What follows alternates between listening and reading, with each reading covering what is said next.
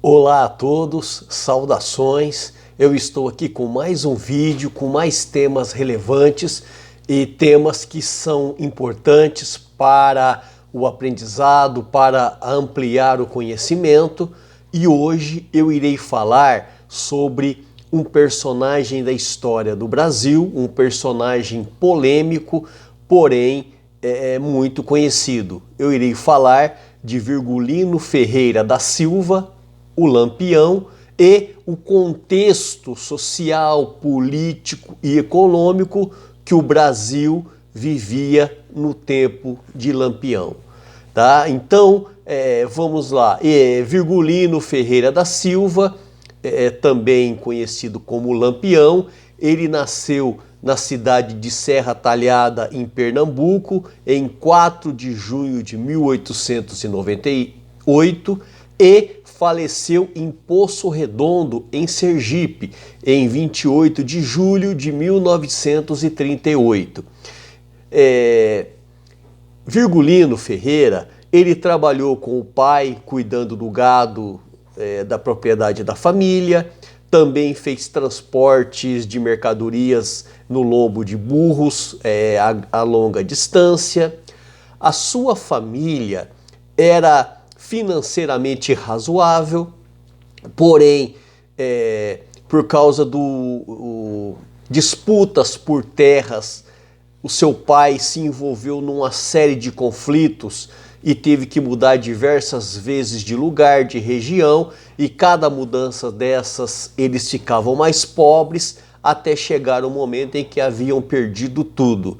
Então sua família, que tinha condições financeiras razoáveis, se vê pobres e o seu pai foi morto a tiros pela polícia alagoana em 1919.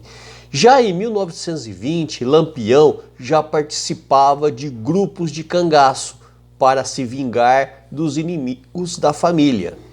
Então, para se livrar dos inimigos, ele quis fazer aí vinganças e justiças com a própria mão, entrando em grupos de cangaço.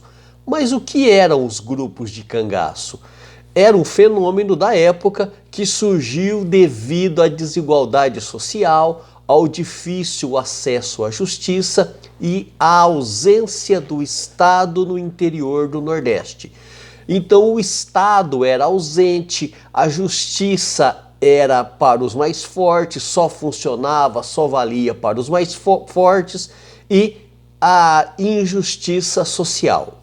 Os cangaceiros eram um grupo de pessoas que se organizavam e perambulava pelo interior do Nordeste promovendo saques e ataques. Foram vistos como heróis por ajudarem os mais pobres.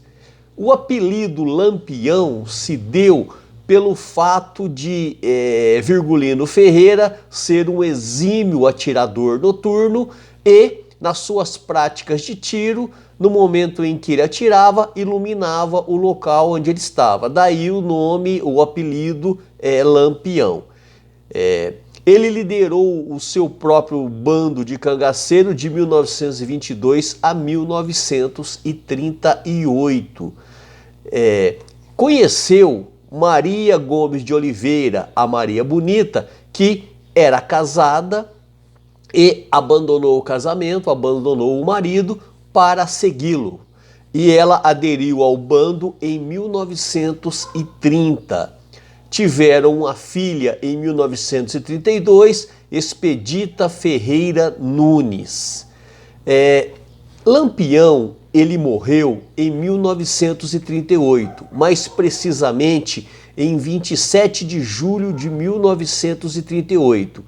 Ele e seus homens, então, perambulando ali pelo interior do Nordeste, de tempo em tempo eles paravam em algum lugar para descansar, para recuperarem as forças, as energias e terem tempo de organizar as estratégias para novos ataques. Então eles estabeleceram ali na fazenda Angicos, no estado do Sergipe, e foram denunciados para a polícia. A polícia então se organiza e vai ao encontro de Lampião e o seu bando. Na troca de tiros, ele foi atingido por 3 tiros e morreu no local. Para muitos, Lampião, criaram em Lampião a aura de um herói. No entanto, ele era um assassino macabro. Ele usava facas, usava punhais, feria, mutilava as pessoas, deixavam marcas nas vítimas para servir de exemplos. Se fosse um policial ou um delator, era morte certeira. Marcava o rosto das mulheres com aquele ferro quente de marcar gado. Tudo isso era uma prática do cangaço. Então essa aura de herói, de justiceiro de Lampião não se sustenta. Quiseram dar essa aura a ele, porém as interpretações da realidade, os estudos comprovam e desmentem essa narrativa de herói. Na verdade, Lampião foi um criminoso, não um herói como alguns quiseram construir a sua imagem. Então ele não era um justiceiro, não era um insurgente contra a opressão, contra o latifundiário ou contra as injustiças. Não, ele era um bandido e, segundo interpretações feitas a partir de uma série de estudos e dissertações, os estudiosos apresentam um Lampião criminoso, cruel e sanguinário. Na primeira metade do século XX, bandos como o de Lampião desempenharam um papel equivalente ao dos traficantes de drogas, como nós conhecemos hoje. Lampião se aliava a alguns poderosos, coronéis, grandes proprietários de terra, e tinha alguns benefícios. Tinha proteção e tinha até mesmo ajuda desses poderosos. Enquanto ele se aliava a alguns, ele extorquia, matava, saqueava os outros que não eram aliados. Ele praticava, juntamente com seu bando, o sequestro em larga escala. Então foram, de acordo com os estudos, os cangaceiros que introduziram essa forma, o sequestro, essa forma de extorsão, de ganhar dinheiro, sequestrando as pessoas em larga escala no Brasil. Então teria sido Lampião aquele que teria implantado o sequestro em larga escala no território brasileiro. Ele sequestrava em troca de dinheiro e isso financiava novos crimes. Corrompia militares, corrompia autoridades civis de quem eles recebiam armas e até mesmo apoio, até mesmo proteção. Entrar para o cangaço era o mesmo que entrar para o tráfico de drogas hoje. Era um meio de ascensão social, é um meio de se inserir socialmente em um grupo e é bem parecido como é o tráfico de droga hoje, aqueles que entravam para o cangaço. Na Constituição de 1934, na Assembleia Constituinte desse período, os deputados nordestinos quiseram colocar na Constituição a obrigação do Estado Federal para combater os cangaços, que eram muitos e causavam muitos temores nas sociedades da época. Porém, por uma série de questões políticas e até mesmo por uma série de questões de pessoas que apoiavam, que tinham acordos com Lampião, isso não entrou na Constituição. Então Lampião ele reinou na Caatinga de 1920 a 1938. Eu vou falar um pouquinho de como era o Brasil nesse período. Então, nos anos de 1920 e 1930, a economia, a questão social, política e econômica no Brasil, ela passava por muitas transformações. O Brasil, que era um país predominantemente agrário, ele passa a ter ali alguns avanços industriais e urbanização também, acompanhado pelo agravamento de crises e desigualdades sociais, né, que marcaram a década de 1930. Mais precisamente em 1929, a crise de 29, ou quebra da Bolsa de Valores americanas, levou o mundo para uma situação econômica e financeira gravíssima. Então, a Bolsa de Valores de Nova York, ali nos Estados Unidos, quebrou, e isso trouxe falências, trouxe misérias e uma série de problemas financeiros para o mundo todo. E isso afetou também o Brasil. Com o Brasil não foi diferente. E nesse período, quem dominava a política brasileira era a oligarquia, eram os oligarcas. E era a política do café com leite que prevalecia no Brasil. Ou seja, os políticos de São Paulo, do estado de São Paulo, e os de Minas Gerais que se alternavam no poder nessa época. Eles que buscavam delinear, né, a reconstrução ou a saída da crise para o Brasil.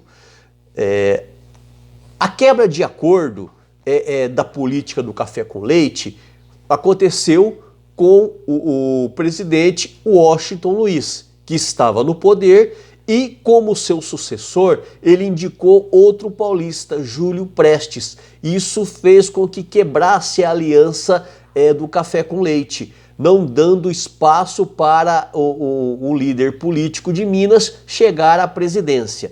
Nessa questão, começa a se unificar uma frente no Rio Grande do Sul, no Pernambuco, na Paraíba e no Rio de Janeiro, contestando essa política e contestando também o Washington Luiz. Essa desavença, então, ou dessa desavença, essa aliança entre o Rio de Janeiro, Pernambuco, Paraíba e Rio Grande do Sul leva ao surgimento de outros candidatos aí com pretensões de chegar ao poder. Mas na questão ali de Júlio Prestes, o que aconteceu foi o seguinte: ele acaba sendo eleito, o apoiado por Washington Luiz, só que ficou marcada essa eleição pela fraude nas urnas. Ficaram muito evidentes as fraudes que fizeram com que Júlio Prestes chegasse ao poder. Então, a partir da vitória de Júlio Prestes, isso fez com que essa aliança, essa frente contrária a essa oligarquia, através de uma insatisfação, eles promovessem uma revolução mais conhecida como Revolução de 30, que depois o presidente Washington Luiz e criou as condições para que Getúlio Vargas chegasse ao poder no Brasil. Nesse período, a política, a economia brasileira era uma economia agrária com início da participação da industrialização no país. Então o país estava passando de uma economia que tinha uma grande dependência do comércio do café e da borracha para um período de industrialização. Então foi no governo de Getúlio Vargas que se decidiu combater o cangaço no Brasil, porque até então faltava vontade política, faltava interesse político de dar ênfase ao combate a esse bando de criminosos. A partir de Getúlio Vargas, que o Brasil ele passa por mudanças, ele passa por modernização, o governo de Getúlio viu que eram pontos, eram manchas para a imagem do Brasil, tanto internamente quanto externamente, o cangaço. Então ele decide organizar forças para combater o cangaço e também o bando de Lampião. A partir disso, a polícia se intensifica no combate aos criminosos, o que fez com que houvesse uma perseguição sistemática aos bandos, e isso teria levado, ou melhor, isso levou à morte de Lampião. Eu agradeço você e em breve voltarei com mais vídeos, lembrando que o intuito, o objetivo aqui é apenas apresentar temas, é apenas problematizar a questão, para que a partir disso, em sala de aula, você chegue com algum conhecimento, com a base sobre o assunto, para que nós possamos nos aprofundar através dos debates, das discussões e da leitura dos livros. Eu agradeço a todos, um abraço e até a próxima.